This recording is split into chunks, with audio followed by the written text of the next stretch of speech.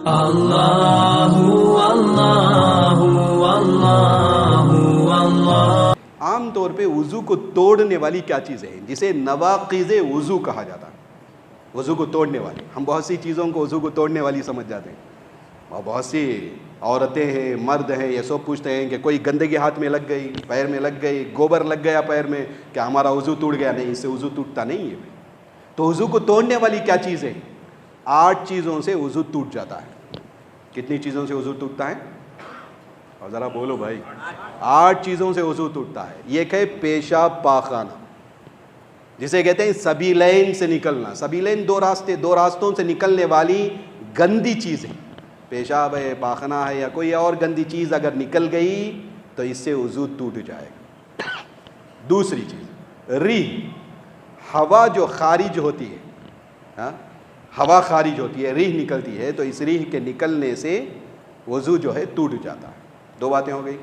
اور تیسری بات، خون یا پیپ جسم کے کسی بھی حصے سے نکل کر اگر بہہ جائے، خون یا پیپ جسم کے کسی بھی حصے سے نکل کر، صرف نکلنا نہیں، نکل کر بہہ جائے، تو اس سے کیا ہو جائے گا؟ وضو ٹوٹ جائے گا۔ کبھی ایسا منہ سے نکلتا ہے، منہ سے خون نکل گیا، اب اسے وضو ٹوٹے گا کیا؟ اس میں فقہا تفصیل بتاتے ہیں۔ دیکھو بھائی، یہ خون جو منہ سے نکلتا، دانتوں سے نکلتا ہے، یہ لعاب کے ساتھ، تھوک کے ساتھ مل جاتا ہے۔ اب ملنے کی شکل میں آیا خون زیادہ ہے یا تھوک زیادہ ہے، لعاب زیادہ ہے؟ اگر دونوں برابر ہیں وضو ٹوٹ جائے گا۔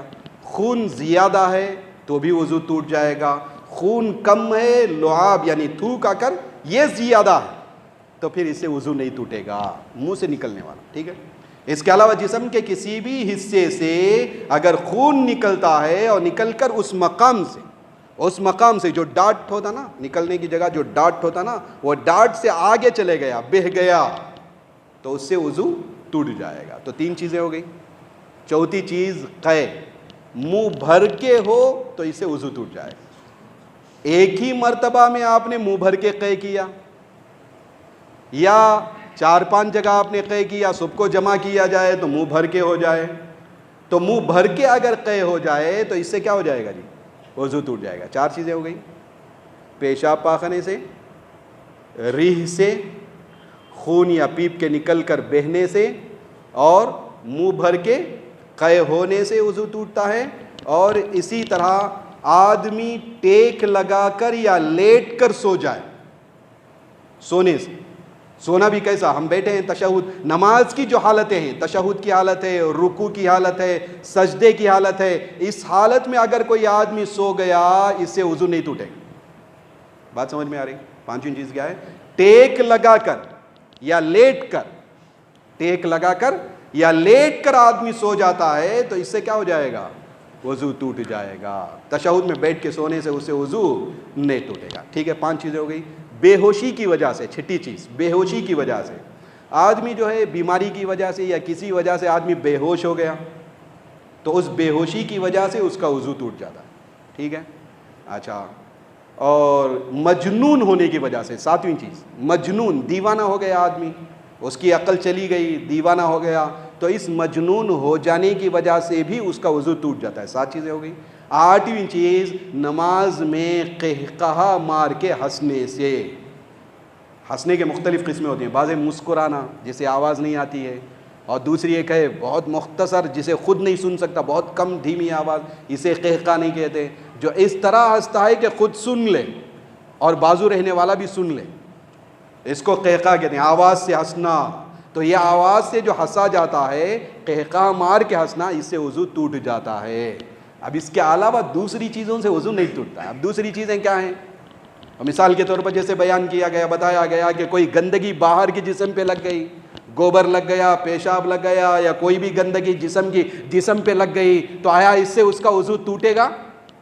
نہیں ٹوٹے گا۔ کیوں؟ یہ 8 چیزوں میں داخل نہیں نا، اس لیے اس سے کیا نہیں ہوگا؟ وضو نہیں ٹوٹے گا، ٹھیک ہے؟ بات سمجھ میں آ گئی؟ ایک اہم مسئلہ بار بار پوچھنے والے، اور ہم میں سے ہر ایک کو میں سمجھتا ہوں کہ پیش آنے والا، ہم میں سے ہر ایک کو، بھائی ہو سکتا ہے کوئی مستثنا ہو الا ماشاء اللہ، لیکن ہر ایک کو پیش آنے والا اور بار بار پوچھے جانے والا، اور مختلف لوگ پوچھتے ہیں، کیا ہے؟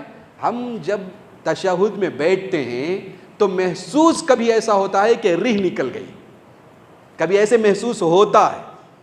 اکثر لوگ سوال کرتے ہیں، ہم بیٹھتے ہیں نماز میں ہیں، نماز میں عام طور پہ تشہد میں جب بیٹھتے ہیں تو ایسے بیٹھنے کے وقت میں یہ محسوس ہوتا ہے کہ ریح نکل گئی، لیکن یقین نہیں ہوتا، یقین نہیں ہوتا آیا ریح نکلی یا نہیں نکلی، یہ معلوم نہیں ہوتا، شک میں ہوتا ہے۔ اس سے آیا وضو ٹوٹے گا کہ نہیں ٹوٹے گا؟ اس سے وضو نہیں ٹوٹے گا، جب تک یقین نہیں ہو جاتا اس سے کیا نہیں ہوگا؟ وضو نہیں ٹوٹے گا۔ اس کو کیا کیے معلوم گیا؟ امام بخاری رحمۃ اللہ علیہ اپنی کتاب میں ایک باب، مستقل ایک باب باندھے ہیں، اس میں ترجمہ اس میں لکھے ہیں، ترجمہ لائے ہیں۔ کیا ترجمہ لائے ہیں؟ لا يتوضأ من الشک حتی یستیقن، شک کی وجہ سے آدمی وضو نہ کرے یہاں تک کہ یقین ہو جائے۔ امام بخاری رحمۃ اللہ علیہ ایک ترجمہ لا کر اس کے بعد حدیث لاتے ہیں، وہ ان کی عادت ہے، اپنی کتاب میں کیا کرتے ہیں؟ ایک ترجمہ ذکر کر کے اس کے بعد ایک حدیث ذکر کرتے ہیں، یہ ان کی عادت ہے۔ تو ترجمے میں کیا ذکر کیا انہوں نے کہ لا يتوضأ من الشک حتی یستیقن، آدمی شک کی وجہ سے وضو نہ کرے یہاں تک کہ یقین ہو جائے۔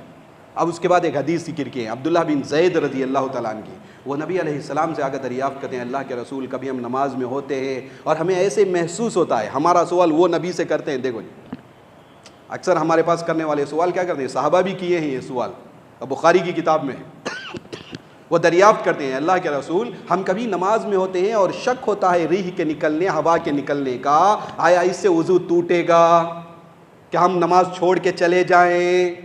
اللہ کے نبی فرماتے ہیں لا ینصرف، نماز چھوڑ کے نہ جاؤ یہاں تک کہ یقین ہو جائے۔ اور صحابہ پوچھتے ہیں یقین کیسے ہوگا؟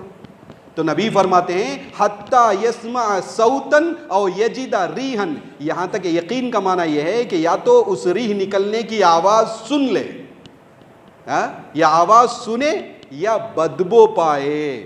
ریح نکلتی تو ہوتا نا، ہوا نکل گئی تو بدبو کبھی آ جاتی کبھی آواز، تو یہ جب تک نہیں ہوتا، یہ دو چیزیں نہیں ہوتی تب تک یقین نہیں ہے، یا تو آواز آئے یا بدبو پھیلے، تو معنی یہ ہے کہ یقین ہو گیا، اب اس کا وضو ٹوٹے گا، نماز چلی جائے گی، ختم ہو جائے گی، ورنہ یقین نہیں ہے تو شک کی وجہ سے اس کا وضو ٹوٹتا نہیں ہے۔ بات سمجھ میں آ گئی؟